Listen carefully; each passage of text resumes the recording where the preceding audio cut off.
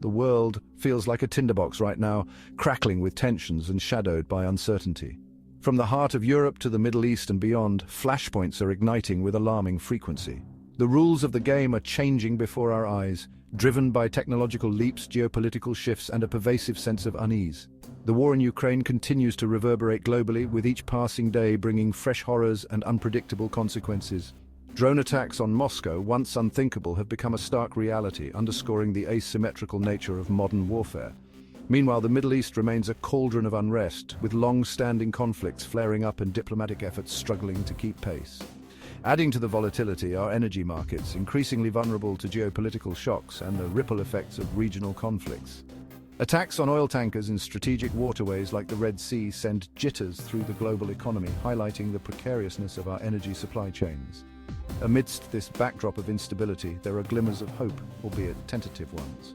Bold investments in renewable energy, like Australia's ambitious solar and battery project, offer a potential path towards a more sustainable and secure future.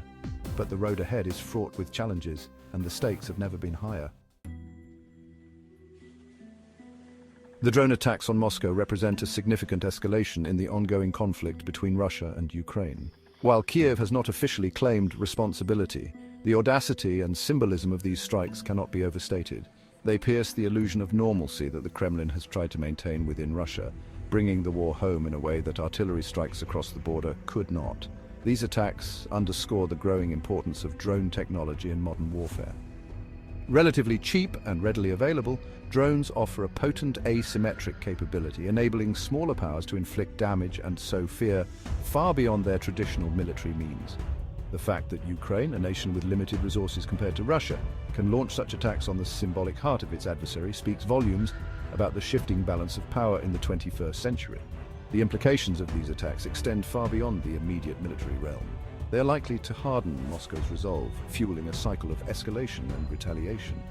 The risk of miscalculation also increases, as demonstrated by the downing of a US drone over the Black Sea in March. In a world on edge, such incidents have the potential to spiral out of control with unforeseen and potentially catastrophic consequences. The international community finds itself grappling with this new reality, struggling to adapt existing norms and treaties to the age of drone warfare. The need for clear rules of engagement and mechanisms for de-escalation has never been more urgent. The Middle East remains a region riven by conflict and mistrust, a tangled web of historical grievances, religious tensions, and geopolitical rivalries. The recent flare-up in violence between Israel and Gaza, while not unexpected, serves as a stark reminder of the region's volatility and the ever-present potential for escalation. The Biden administration has walked a tightrope in its approach to the region, seeking to balance its commitment to Israel's security with the need to engage with Iran and prevent a wider conflagration. The recent prisoner exchange agreement, brokered with the help of Qatar, offered a rare glimmer of hope, but the underlying tensions remain unresolved. Iran continues to cast a long shadow over the region, its nuclear ambitions and support for proxy militias fueling instability and stoking tensions with its neighbors.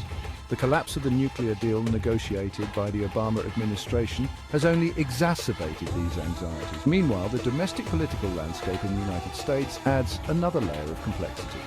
The upcoming presidential election has reignited debates about America's role in the world and its commitments in the Middle East. With public opinion deeply divided, finding a sustainable and effective policy approach to this complex region will be a major challenge for whoever occupies the White House. The United States finds itself grappling with its own set of internal challenges as the country gears up for another bruising presidential election. The recent Democratic National Convention, while ostensibly a display of party unity, exposed the deep divisions that continue to roil American society. The economy, as always, looms large in the minds of voters. While unemployment remains relatively low, inflation continues to bite, eroding wages and fueling anxieties about the future. The Biden administration has touted its economic record, pointing to job growth and investments in infrastructure, but Republicans argue that these measures have done little to ease the burden on ordinary Americans. Beyond the economy, a host of social and cultural issues continue to divide the electorate. The debate over abortion rights, reignited by the Supreme Court's decision to overturn Roe v. Wade, shows no signs of abating. Gun violence, immigration, and climate change remain deeply polarizing issues with little common ground in sight. In this hyper-partisan atmosphere, finding solutions to the country's challenges seems more elusive than ever.